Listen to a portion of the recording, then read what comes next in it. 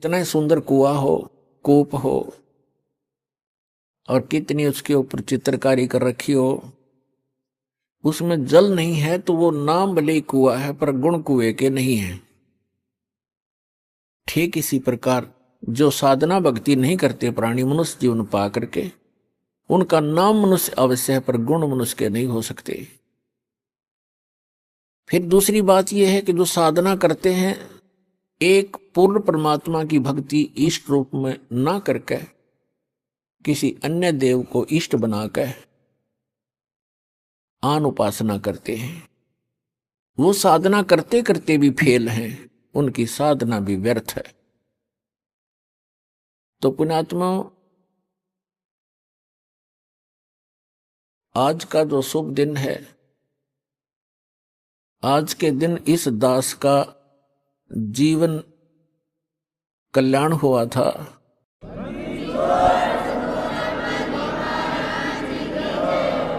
आज का वो शुभ दिन है, इस दास के जीव का उद्धार हुआ था और इस दास को उपदेश प्राप्त हुआ था। और उपदेश भी वो जिसको हम खोजते खोजते असंख्य युग हो गए थे, वो उपदेश सहज में प्राप्त हुआ था। वो दिन आज भी भूला नहीं जाता इस दास से।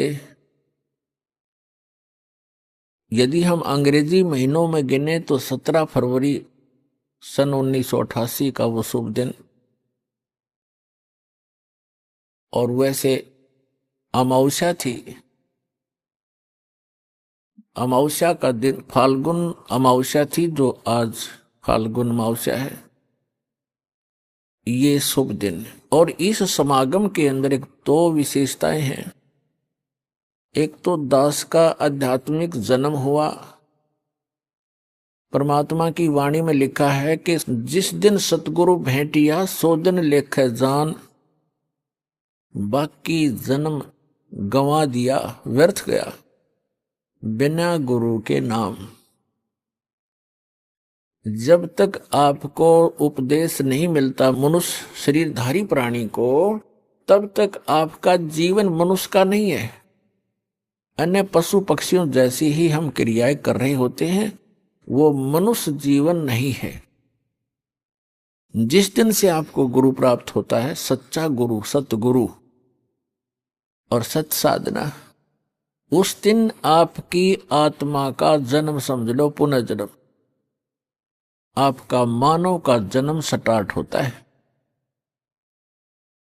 जिस दिन सतगुरु भेंटिया सो दिन लेखे जान, और बाकी समय व्यर्थ गया गंवा दिया बिना गुरु के ज्ञान। तो दास को ये उपदेश प्राप्त हुआ, ये वो शुभ दिन है। और दूसरा इस समागम का महत्व है कि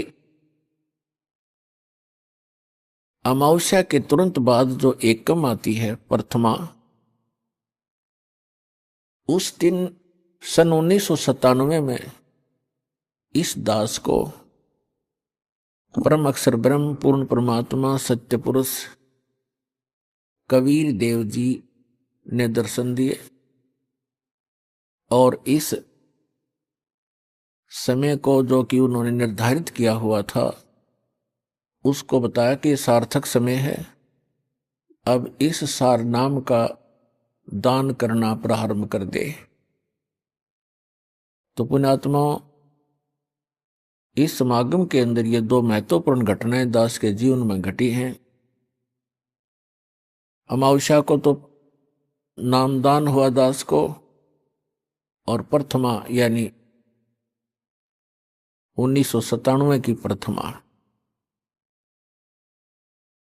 को परमात्मा के दर्शन हुए। इस सतनाम को और सारनाम को गुप्त रखना था, और इतना इंपॉर्टेंट मंत्र है ये, इसको अभी तक डिस्क्लोज नहीं करना था। दास का भी दिल धड़क रहा था कि कहीं मैं गलत समय पर इसको सार्वजनिक ना कर दूं। सन 1994 में दास को नाम दान करने का आदेश मिला था पूज्य गुरुदेव से। तो 1997 तक दास ने एकाध ही को, कुछ एक को ये सार नाम दिया था, नहीं तो नहीं दिया था। मुझे हिचका हुआ देखकर परमात्मा ने आपको आना पड़ा, क्योंकि वो आपके लिए भटक रहे हैं। हम तो जीव हैं, जीव तो जीव जितनी सोच ही रखता है। तो पुण्यात्माओं, आज तक परमात्मा ने सतनाम और सार नाम की कितने छींट भी नहीं लगने दी किसी व्यक्ति को, इसकी भाप भी नहीं आने दी किसी तक। आदरणीय नानक साहब जी को सतनाम प्राप्त हुआ था, लेकिन उनको सख्त हिदायत दे दी थी कि अभी डिस्क्लोज मत करना, नहीं तो मेरा सारा मिशन खराब हो जाएगा, परमात्मा कबीर जी ने कहा था। ऐसे आदरणीय धर्मदास साहिब जी को परमात्मा मिले थे, सचखंड सतलोक लेकर गए थे, फिर उनको सतनाम और सारनाम प्रदान कर दिया था, प्रथम मंत्र भी दिया था। उनसे भी प्रतिज्ञा करा ली थी कि धर्मदास मेरी लाख दुहाई, ये मूल ज्ञान की तबार ना जाए। फिर कहा कि धर्मदास मेरी लाख दुहाई, ये सार शब्द कहीं बाहर ना जाए। ये मूल ज्ञान और सार शब्द बार जो पढ़ी, ये बिचली पीढ़ी हंस नहीं तरही।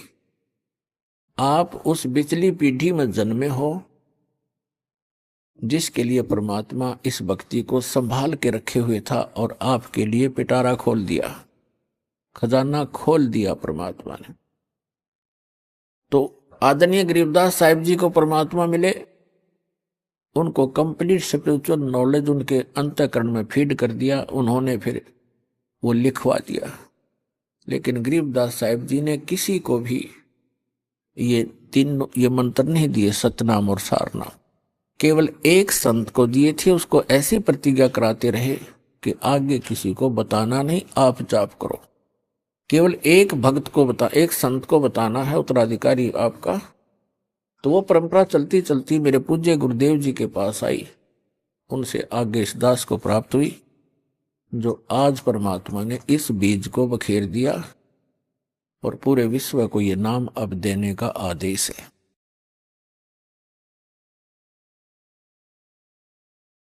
तो पुण्यात्मा, भक्ति करने के लिए हमें सबसे पहले परमात्मा पाने के लिए, आत्म कल्याण कराने के लिए सबसे प्रथम हमारा गुरु होना चाहिए। परमात्मा कहते हैं, गुरु बिन माला फेरते, गुरु बिन देते दान, गुरु बिन दोनों निष्फल हैं, चाहे पूछो वेद पुराण। पूर्ण संत के बिना, सतगुरु के बिना यदि आप जी नाम जाप भी करते हैं और कोई दान धर्म भी करते हैं, वो आपका व्यर्थ है।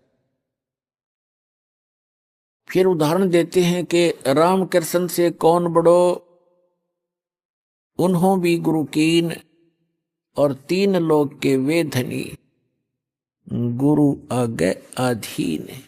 परमात्मा हमें याद दिलाते हैं कि गुरु के बिना यदि कोई साधना करता है वो व्यर्थ है, दान धर्म करता है वो भी व्यर्थ है। फिर उदाहरण देते हैं कि कोई अपने आप में ये समझे कि गुरु की शरण में जाना आवश्यक नहीं है, तो आप जी यानी विशेषकर सनातनी लोग, हिंदू धर्म के व्यक्ति श्री राम और श्री कृष्ण जी को सुप्रीम पावर मानते थे। तो परमात्मा ने उन्हीं का उदाहरण देकर बताया है कि राम कृष्ण से कौन बड़ो, उन्हों भी गुरु कीन, और तीन लोग के वे धनी, गुरु आगे अधीन। श्री राम और श्री कृष्ण जी ने भी गुरु धारण किए, तो आप अपनी सतीथि से परिचित हो जाना कि आपका कैसे गुजारा होगा, आपका निर्वाह कैसे होगा बगैर भक्ति, बिना गुरु बनाए और भक्ति किए। उन्होंने भक्ति की, उन्होंने गुरु भी बनाए जिनको तुम भगवान मानते हो, आप जी जिनको भगवान मान रहे हो। तो पुण्यात्माओं, बुद्धिमान को संकेत पर्याप्त होता है। परमेश्वर कबीर जी ने कहा था कि तीन लोक सब राम जपत है, जान मुक्ति को धाम, और वशिष्ठ मुनि ने श्री राम को दिया ओम नाम। क्या बताते हैं कि आप जी तो श्री रामचंद्र जी पुत्र दशरथ जी को एक भगवान मानकर उसकी पूजा करते हो और कहते हैं 3 लोक सब राम जपत हैं, रामचंद्र, श्री राम, सीताराम, और जान मुक्ति को धाम श्री राम वशिष्ठ गुरु कियो, और उनको भी दीनो ओम नाम। रामचंद्र जी तो ओम नाम जप पर, तुम राम राम जपो, देख दो अगली बात तुम्हारी। कबीर साहब कहते हैं देखो देखो भाई अकल का टोटा, ये अकल का टोटा न्यों बताया, बगैर ज्ञान के इंसान ऐसे भ्रमित है। फिर बताते हैं अपनी महिमा आप ही सुनाते हैं, दूसरा कोई है नहीं जिसके ऊपर परमात्मा उस एग्जाम्पल कोड करें। आप आरती आप साजे, आप किंगर आप बाजे, आप ताल झांझ झनकारा, आप नचे आप देखन हारा, कह कबीर ऐसी आरती गाऊं, आप मध्य आप सुनाऊं। तो क्या बताते हैं कबीर साहब, कहते हैं कि सदगुरु के उपदेश का लाया एक विचार, जय सतगुरु मिलते नहीं तो जाते नरक द्वार। नरक द्वार में दूत सब करते खेचातान, उनसे कभू न छूटता फिर फिरता चारों खान। 4 खानी में भरमता कभू न लगता पार, सो फेरा सब मिट गया मेरे सतगुरु के उपकार। 7 समुद्र की मसी करूं, लेखनी करूं बन राय, धरती का कागज करूं, गुरु गुण लिख्यो न जाए। पुण्यात्माओं, आप बालक हो, बच्चे हो, बिल्कुल नादान बालक, जो ये भी नहीं जानता कि मैं जिस गड्ढे में गिरने जा रहा हूं ये मेरी मृत्यु का कारण बन सकता है। आप ये भी नहीं जानते कि जिस सर्प को मैं पकड़ने जा रहा हूं ये आपको डस लेगा और आपकी जान का घातक, जीवन का घातक बन जाएगा। आप इतने अबोध हैं, आप ये नहीं जानते हो कि जो बिजली का तार नीचे टूट कर गिरा हुआ है, स्पार्किंग कर रहा है, लूज हो रहा है, उसको आतिशबाजी जानकर वो बालक नादान पकड़ने की चेष्टा करता है और मृत्यु को प्राप्त हो जाता है। तो पुण्यात्माओं, आप जी को जब इस गंदे लोक का ज्ञान होगा, आप जहां रह रहे हो, आप जिस माया रूपी सर्प को पकड़ने के लिए सारा जीवन बर्बाद कर देते हो, ये माया रूपी सर्प आपको खा जाएगा। लेकिन परमात्मा की शरण में आने के बाद आपको ये सर्प मिलेगा, लेकिन इसके दांत निकाल दिए जाएंगे।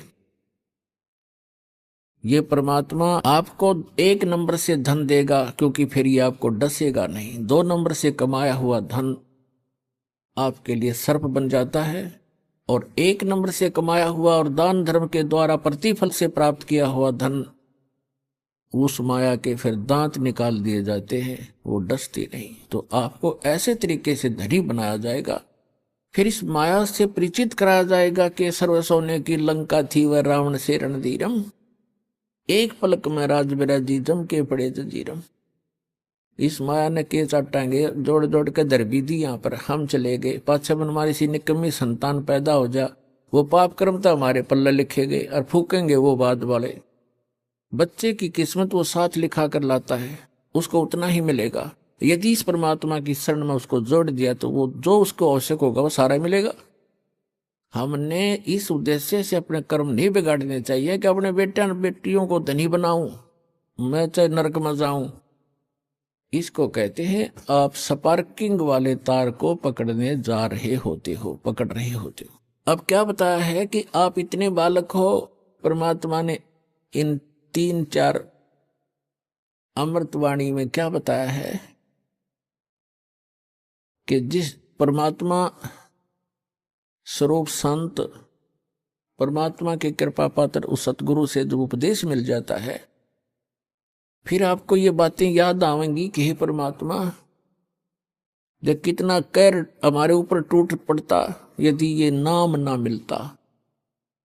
परमात्मा कहते हैं कि सतगुरु के उपदेश का लाया एक विचार, और जय सतगुरु मिलते नहीं जाते नरक द्वार।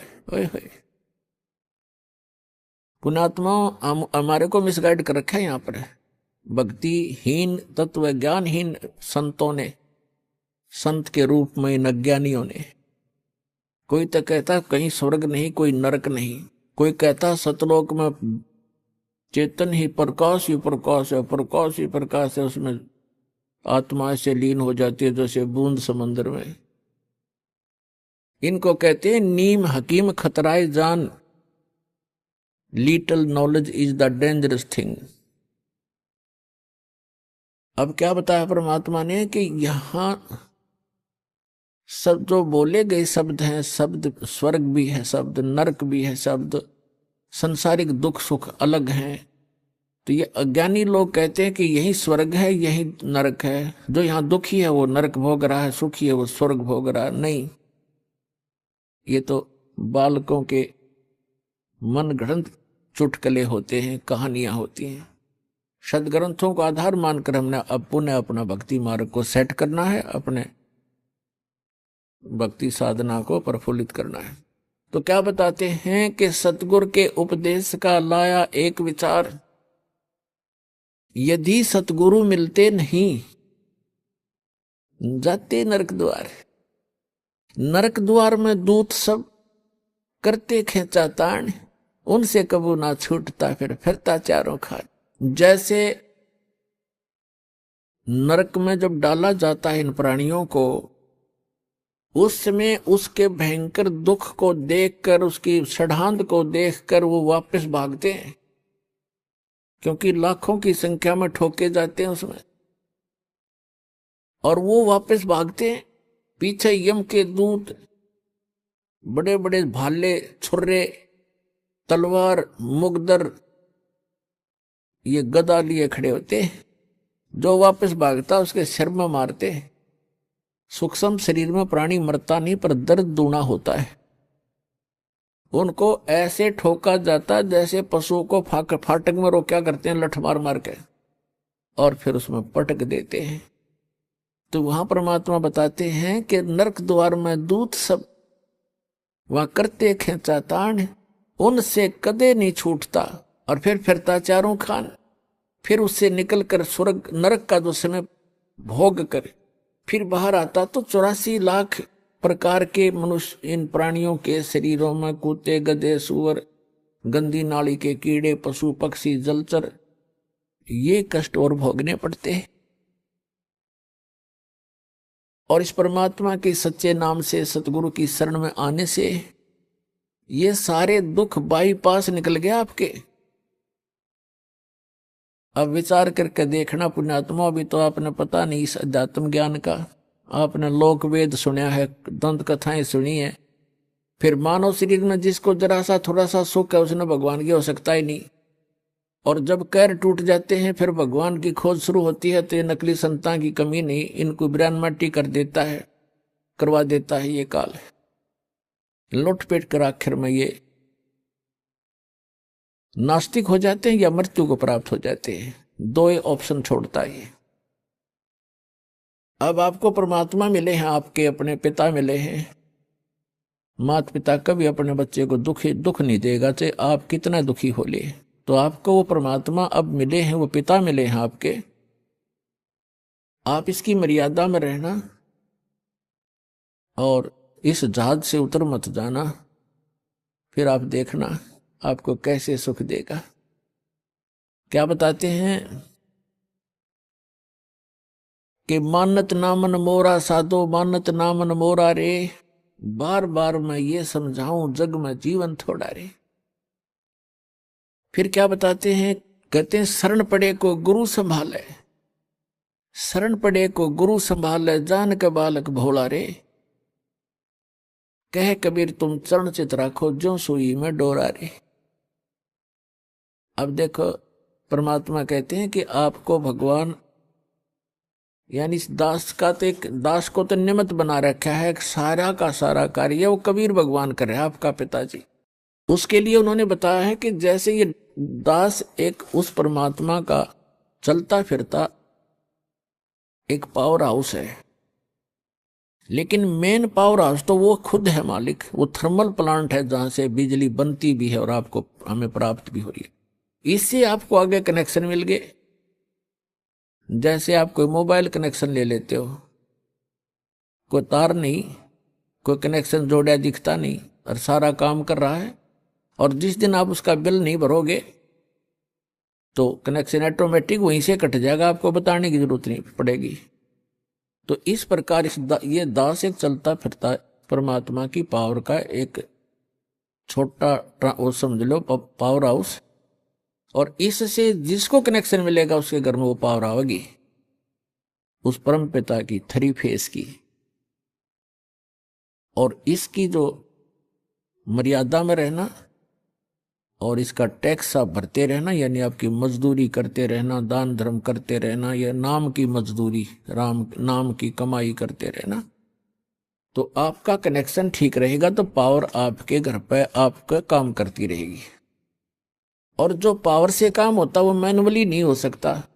जैसे पशुओं का चारा काटा करते हाथ से, ऐसे मशीन थी, अब भी है गांव में गरीबों के पास, तो वो हाथ वाला काम तो मैनुअल जितना ही होता है। जब उसमें लगा दी मोटर और पावर का कनेक्शन मिल गया, कट कट कट कट 1 घंटे में ढेर लगा देती है।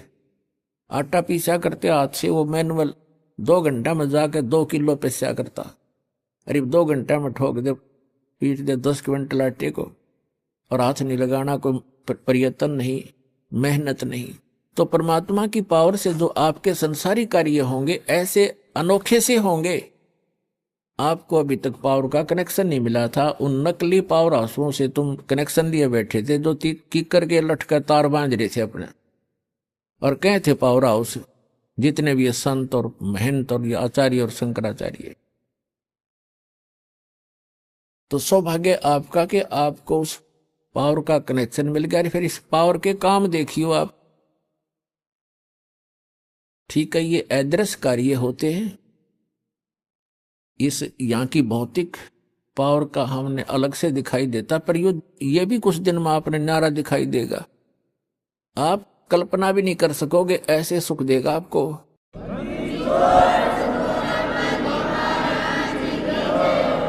तो प्रसंग चल रहा है कि सतगुरु के उपदेश का लाया एक विचार, जय सतगुरु मिलते नहीं हम जाते नरक द्वार। नरक द्वार में दूत सब ये करते खेचा तान, उनसे कदे ना छूटता फिर फिरता चारों खान। 4 खानी में भरमता, 84 लाख योनियों में गधे कुत्ते सुअर की योनि भोगता, और कभू ना लगता पार, 100 फेरा सब मिट गया मेरे सतगुरु के उपकार। होए होए, यानी उस गुरुदेव जी के उपकार से ये सारा मेरा झंझट समाप्त हो गया। पुणात्माओं देखो, उद्देश्य रखना अपने यहां से पीछा छुटवाने का। ऐसा ज्ञान बता दिया जाएगा, आपको आत्मा से ग्लानि हो जाएगी पुनर्जन्म की, और जब तक आत्मा में हेट नहीं होगी इस पुनर्जन्म की, तो आपका कभी ना कभी पैर फिसल जाएगा। ठीक है, यदि आप पार नहीं हुए तो आपके पास इतना भक्ति धन हो जाएगा कि आपका हजारों युगों तक तो ये काल आपके पंजे धरती पर नहीं टेकने देगा, और इस पृथ्वी पर बिना मोक्ष नहीं हो सकता। ऊपर तो इसका जबरदस्त भयंकर जाल है, वहां आपके पुण्यों का नाश करवाता है। वहां देवता बना के, इंद्र बना करके, वहां बड़े बड़े आपको होटल बना रखे, नाचना गाना सारा दिन काम में कोई नहीं, अपनी पूंजी आपकी नाश होती है। वहां ऐसे ऐसे इसने जुगाड़ जोड़ रखे, और आपके ही कमाई से अपना यो धंधा चला रहा है, यो 21 ब्रह्मांड चला रहा है। आपके पुण्यों का 10%, किसी रेस्टोरेंट में इसने 15%, और किसी में 25% की कटौती यानी कमीशन रखा है। उस कमीशन से ये काम चला रहा है। ये तो एक भिखारी है उस भगवान के आगे, जिसको तुम भगवान मानकर पूज रहे थे ब्रह्म तक। तो पुण्यात्मा, यहां परमात्मा बताते हैं कि सतगुरु की शरण में आने से आपके ये सभी संकट दूर होंगे, जन्म और मृत्यु का रोग नाश होगा। इसमें प्रथम तो आपको बताया कि गुरु होना चाहिए, और गुरु भी सच्चा हो, सतगुरु हो। तो सतगुरु की जो पहचान आपको बता दी गई है, और जब तक सतगुरु नहीं मिलेगा आपका मोक्ष नहीं हो सकता। उसके बाद फिर दूसरा आता है कि नम्रता हो। सत्संग में जब प्राणी आवे तो केवल ये उद्देश्य रखे। कैसे? परमात्मा कहते हैं संत मिलन को चालियो तज माया अभिमान, जो जो कदम आगे रखे वो हे यज्ञ समान। संत मिलन को चालियो तज माया अभिमान, और जो जो कदम आगे को रखे सो सो यज्ञ समान। अब जैसे आप यहां आते हो, आप चाहे कितने धनी हो, कितने आप उच्च पोस्ट प्राप्त हो, चाहे यहां का प्रधानमंत्री हो, चाहे पूरी पृथ्वी का राजा हो, परमात्मा के मिलने के लिए जब चले, यानी सतलोक आश्रम बरवाला की तरफ जब चले, कहते संत मिलन को चालियो तज माया अभिमान,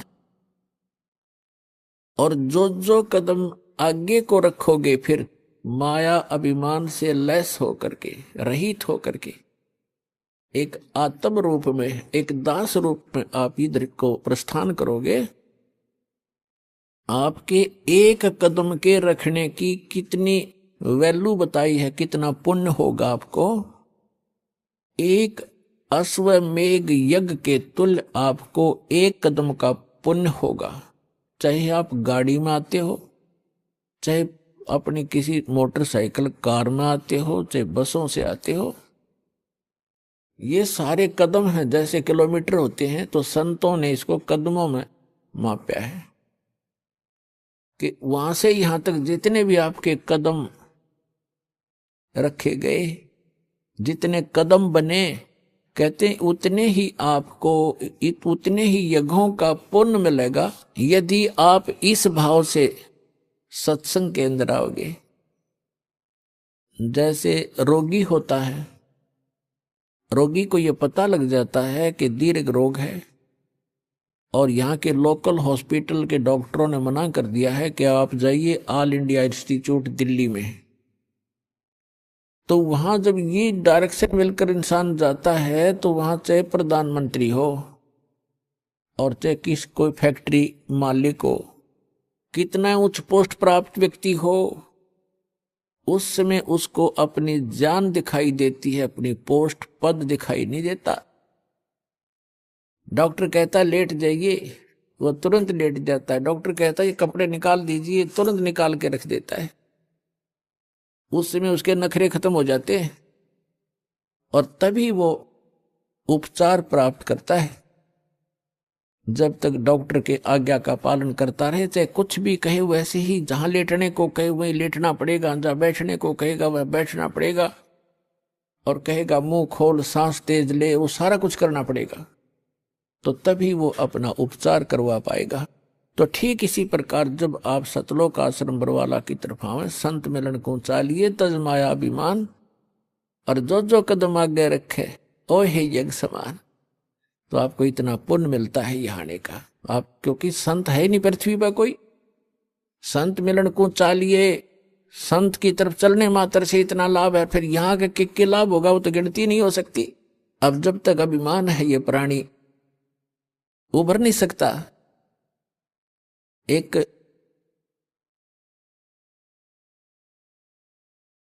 नित्यानंद नाम के संत हुए हैं, नित्यानंद नाम के।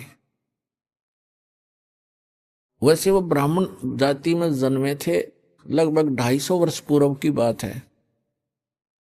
उनका घर का नाम था श्री नंदलाल, नंदलाल नाम था उनका।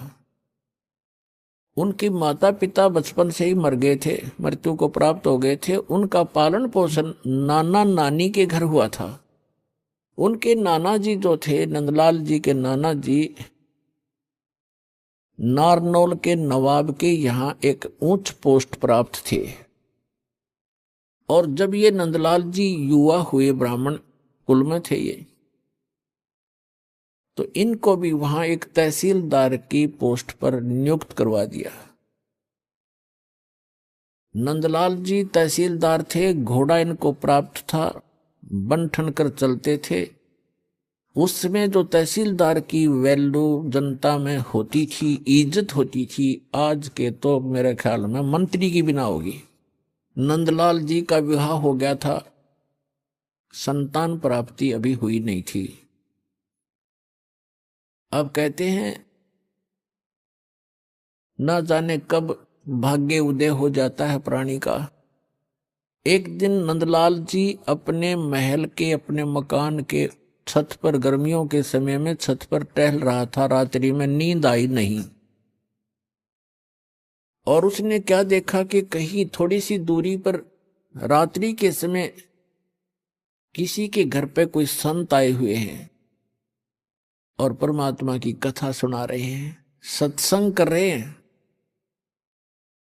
अपने आत्माओं पिछले ही जब से होते हैं पूर्ण हंस मुराद, ये पिछले संस्कार होते हैं जो आदमी परमात्मा की तरफ आत्मा आकर्षित होती है। उसने सारी रात सत्संग सुना, नींद और खत्म होगी। कुछ तो परमात्मा की दया उस पर हुई कि वैसे नेचुरल नहीं आई नींद, और वो ज्ञान सुना, वो सत्संग सुना कि मनुष्य जीवन किस लिए प्राप्त होता है, इसको हम कैसे व्यर्थ कर रहे हैं। चाहे प्रधानमंत्री बन जा, यदि भक्ति नहीं है तो व्यर्थ है ये जीवन इसका। अगम निगम को खोज ले बुद्धि विवेक विचार, उदय अस्त का राज मिले तो बिन नाम बेगार। सत्संग के अंदर ये ज्ञान कराया जाता है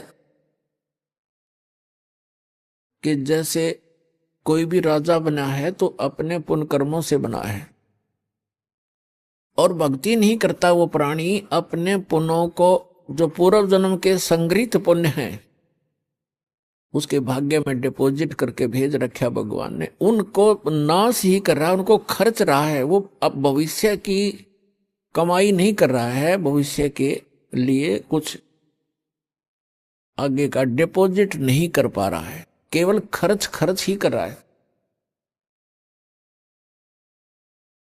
परमात्मा क्या बताते हैं, अगम निगम को खोज ले बुद्धि विवेक विचार, उदय अस्त का राज मिले तो बिन नाम बेगार।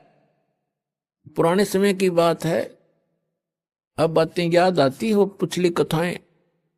एक 3 व्हीलर वाला था, बड़ा 3 व्हीलर जो पहले पेट्रोल के चले थे। उस 3 व्हीलर हमारे गांव से, और लाखन माजरा गांव है, वहां तक 3 व्हीलर चला करते थे 2। उनमें से एक नहीं आया। एक दिन दूसरे ने पूछा कि कल क्या कारण हुआ, पहुंचे नहीं। तो उस 3 व्हीलर वाले ने बताया कि कल मैं बेगार में फंस गया था। बेगार क्या होती थी कि पहले पुलिस वालों के पास ये मोटर गाड़ियां नहीं होती थी। वो किसी भी जीप वाले को या किसी टेम्पो वाले को, वो 3 व्हीलर वाले को या 4 व्हीलर वाले को सुबह कैच कर लेते थे, सामने खड़ा कर लेते थे थाने के आगे। कहीं रेड मारनी हो, किसी प्रकार की कोई भी उन्होंने कहीं जाना होता था क्षेत्र में, तो वो उन्होंने पकड़ लिया पुलिस वालों ने, और सारा दिन उसको टिकने नहीं दिया। को 20 गांवों के अंदर उन्हें पहुंचे, इधर उधर गए। तेल भी उसने अपनी जेब से डलवाया, और सारा दिन मनमाने 200 से 300 किलोमीटर का क्षेत्र तय कर दिया। आम आदमी तेनो दिखा दानो बड़ा स्पीड से चल रहा है, बड़ी कमाई कर रहा होगा, कर रहा था अपने ही पल्ले से खर्च कर रहा था। तेल का भी कमाई तो थी नहीं उस दिन, तो उसको बिगाड़ बताते हैं। तो 3 व्हीलर वाले ने बताया कि मैं ऐसे ऐसे कल पुलिस का फंस गया था बिगाड़ में, और 200 रुपये का पेट्रोल अपनी जेब से फूक का आया, कल कुछ चवन्नी मिली नहीं। उस समय के 200 रुपये आज के 20,000 रुपये, इतना वो खर्च हुआ उसका। तो पुण्यात्माओं, जो आज कोई भी उच्च पोस्ट प्राप्त है, कोई डॉक्टर है, इंजीनियर है, चीफ इंजीनियर है, आईपीएस है, आईएएस है, जज लगे हैं, मंत्री हैं, मुख्यमंत्री हैं, प्रधानमंत्री हैं, या एमएलए एमपी बने हैं, या अन्य कोई अच्छे व्यावसायिक व्यक्ति हैं, धनी हैं, तो वो क्या करते हैं, जैसे परमात्मा उनके लिए बताता है कि अगम निगम को खोज ले, भविष्य के बारे में कुछ सोच और बुद्धि विवेक विचार, उदय अस्त का राज मिले तो वे नाम बिगाड़े, पूरी पृथ्वी का यदि राजा हो, और तो छोड़ो सारे छोटे मोटे शासकों को, कहते हैं पूरी पृथ्वी का राजा हो और उसके पास ये सत्य भक्ति ना हो, अब उसकी चहल पहल न देखे, तो आदमी ने सोचा इस जैसा सुखी नहीं रही तो बड़ा ठाठ कर रहा है, और ठाठ तो कर रहा है लेकिन अपने जीवन को 12 बाट कर रहा है।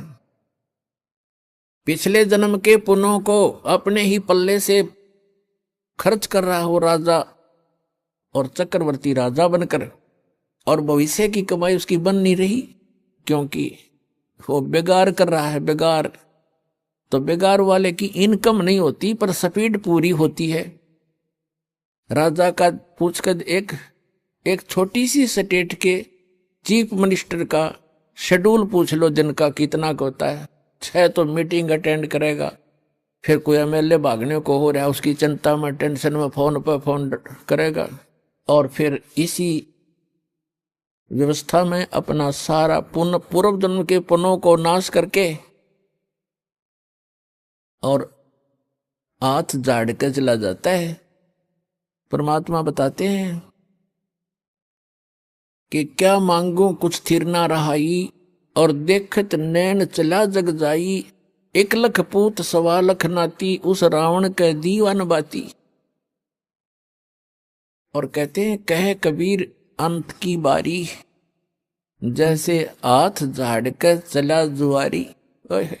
ये प्राणी ऐसे जाता है जो सतभक्ति नहीं करता, केवल इस राजपाट या इस संसार के झूठे ठाठ को ही संग्रहित करने में लगा रहता है। जैसे जुए में हारा हुआ जुआरी हाथ मसलता जाता है, खाली हाथ जाता है, रोता पीटता जाता है। तो परमात्मा कहते हैं कहे कबीर अंत की बारी, जैसे हाथ झाड़ के चला जुआरी। ऐसे जाओगे सतभक्ति नहीं करते तो। अब नित्यानंद जी अपने मकान की छत के ऊपर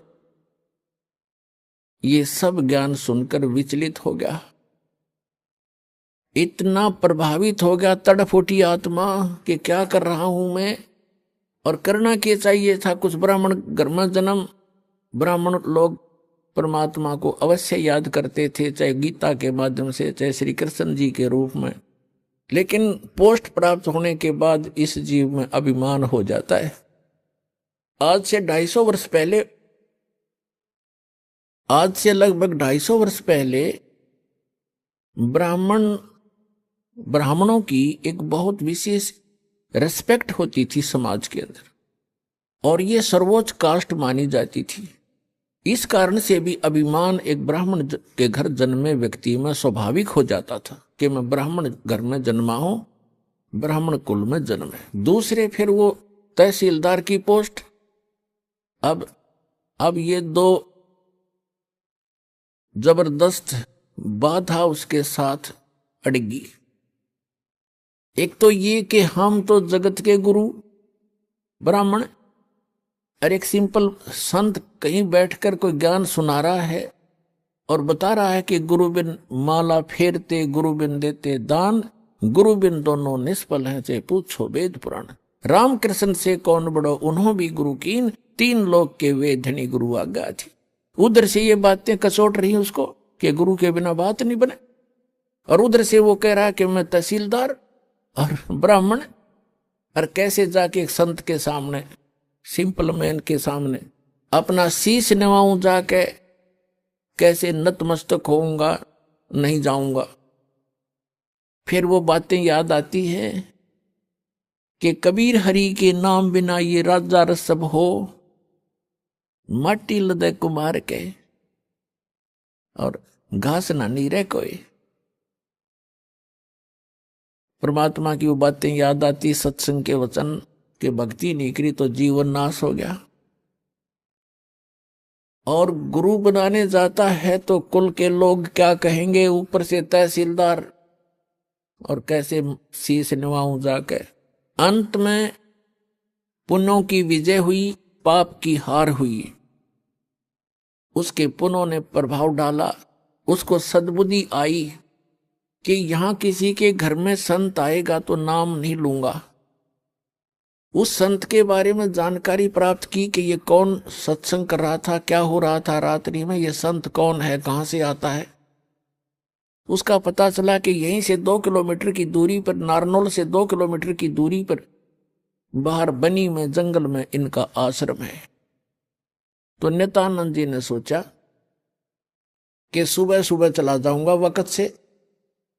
उस समय तक गांव के, नगर के लोग कोई नहीं पहुंचे होंगे और किसी को पता नहीं लगेगा कि तहसीलदार और ब्राह्मण किसी का चेला बन गया।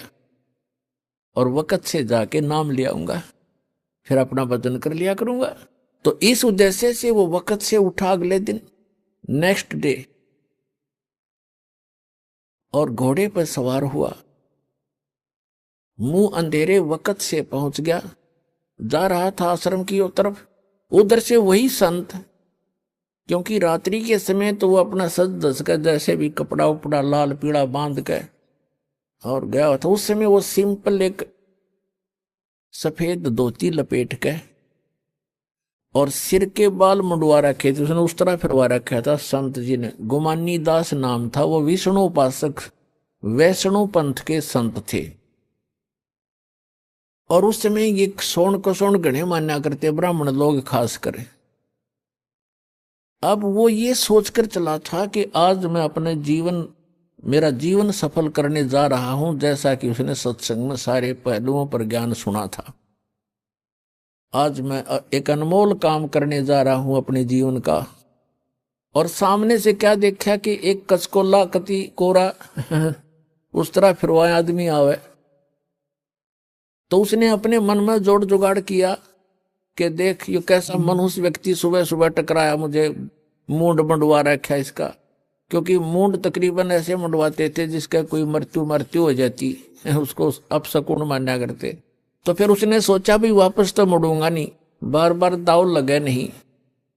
तो उसने अपने ही सोच से क्या सोचा कि चल इस सोन को सोन के अपना कुछ जंतर मंत्र सोचा। उसने क्या सोचा, घोड़े के निकट जब वो व्यक्ति आया, शीश मुंडवा रखा था जिसने, मूंड मुंडा रखे थे, बाल कटवा रखे थे, उस तरह फिरवा रखा था।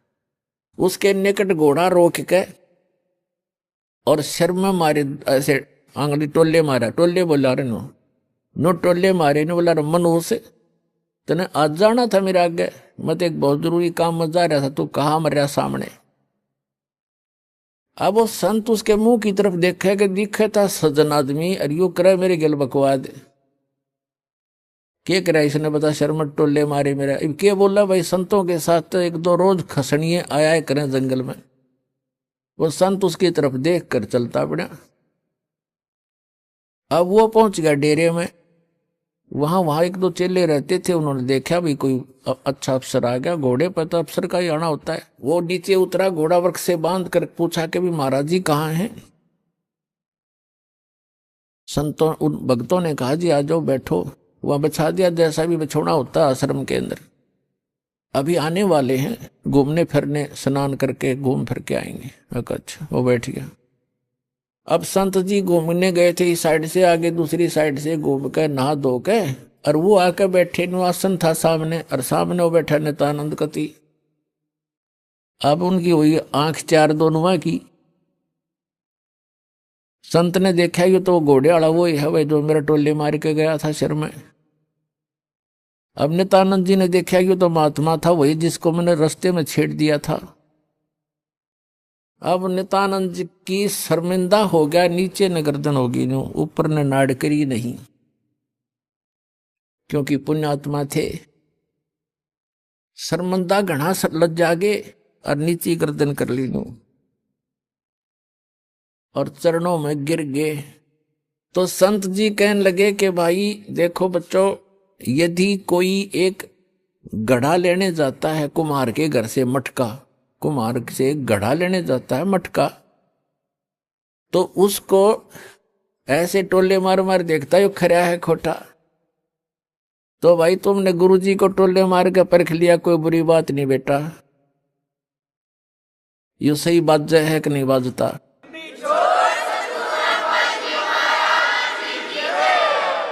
इतना सुन के और चरणों में बुरी तरह गिर गया, क्योंकि उसकी मरोड़ निकालनी थी, उसका एम खत्म करना था परमात्मा ने। और करबद्ध होकर कहने लगा, हे मालिक मैं बहुत नीच आत्मा हूं और आप सचमुच संत हो, मैंने आपके साथ इतना अभद्र व्यवहार किया, आपने फिर भी मुझे सीने से लगा लिया। अब नित्यानंद जी के और हृदय में यह बात गहरी उतरेगी कि भी सचमुच संत है, नहीं तो धमका देता, भगा देता और नाम भी देता तो हृदय से ना देता तो मेरे आना भी विफल होता।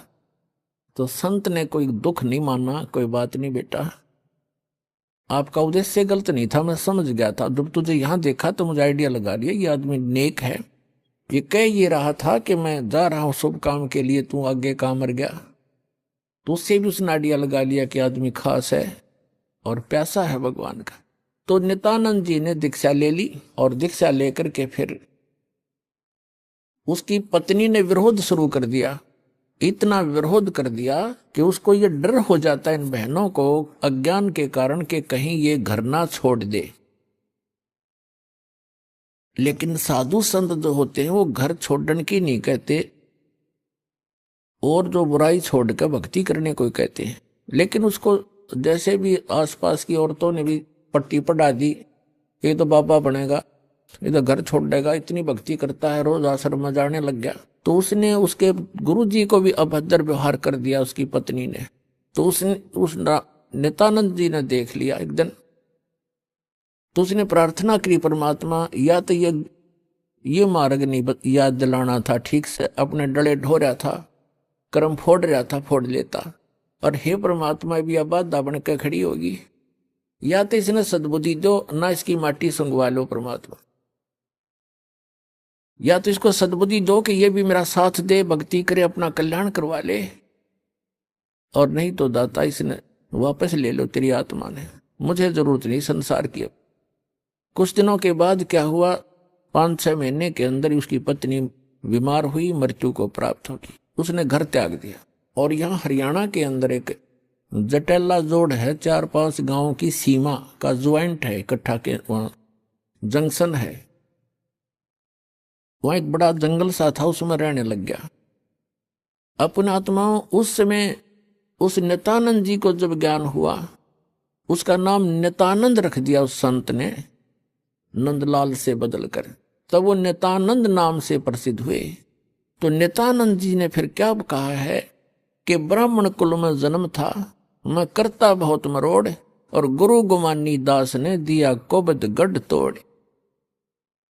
कि मैं ब्राह्मण कुल में जन्म होने के कारण गणाभिमानी आदमी था, और गुरु गुमानी दास ने, उनके गुमानी दास नाम थे गुरु जी का, कि गुरु गुमानी दास ने यो दिया कोबद गढ़ तोड़। ये कोबद का किला था, मान बढ़ाई अहंकार, और जब तक इसका नाश नहीं होगा इतने भगवान मिला नहीं।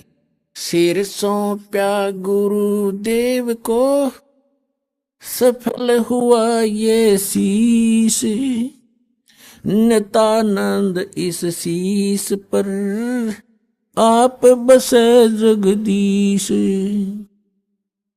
अब क्या बताते हैं, नित्यानंद जी कहते हैं सिर सौंप्या गुरुदेव को और सफल हुआ ये शीश, नित्यानंद इस शीश पर आप बसे जगदीश। अब सिर कैसे सौंपना होता है कि गुरु जी की आज्ञा का पालन करें। आप गुरु पद पर जो होते हैं उनको पता होता है, परमात्मा कहते हैं बहुत प्यारा बालक माँ का, माता को अपना बच्चा बेटा या बेटी बहुत प्रिय होती है। कहावत है कि माँ पिता से 100 गुना प्रिय ममता अपने बालक में माता को होती है, और माता से भी 100 गुना ममता प्रिय गुरु को अपना शिष्य या शिष्या होती है। तो अंदाजा लगा लेना कि गुरु जी आपके कितने हितैषी होते हैं।